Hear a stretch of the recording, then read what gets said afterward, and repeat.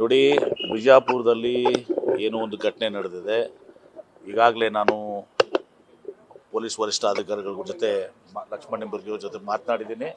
ಜಿಲ್ಲಾಧಿಕಾರಿಗಳು ಕೂಡ ಇಲ್ಲೇ ಇದ್ದಾರೆ. ಒಂದು ಮೀಟಿಂಗ್ಗೆ ಅವರು ಇಲ್ಲಿ ಬಂದಿದ್ದರು.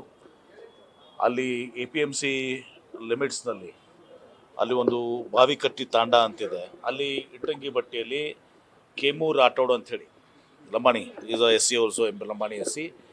ಅಲ್ಲಿ 3 ಜನ ಅವರು ಕೂಡ ಶೆಲ್ ಕಾಸ್ಟ್ಗೆ ಸೇರಿದಂಥವ್ರು. ಅವ್ರ ಮೇಲೆ ಈ ರೀತಿ ಹಲ್ಲೆಯನ್ನು ಮಾಡಿದ್ದಾನೆ. SP ಅವರು ಭಾಳ ಒಂದು ಗಂಭೀರವಾಗಿ ಇದನ್ನು ತೆಗೆದುಕೊಂಡಿದ್ದಾರೆ.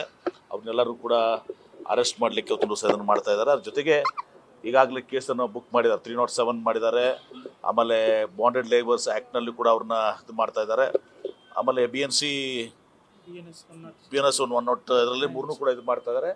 ಕಠಿಣವಾದಂಥ ಕ್ರಮವನ್ನು ಕೈತೀವಿ. ಅರೆಸ್ಟ್ ಅವರು ಅವರು ಕಾಂಪ್ರಮೈಸ್ ಮಾಡ್ಕೊಳ್ಳುವಂಥ ಒಂದು ಇದನ್ನು ಕೂಡ ಮಾಡ್ಕೋತಾ ಇದ್ರು. ಅವರು ಕಾಂಪ್ರಮೈಸ್ ಮಾಡುವಂಥ ಇದನ್ನು ಮಾಡ್ಕೋತಾ ಇದ್ರು.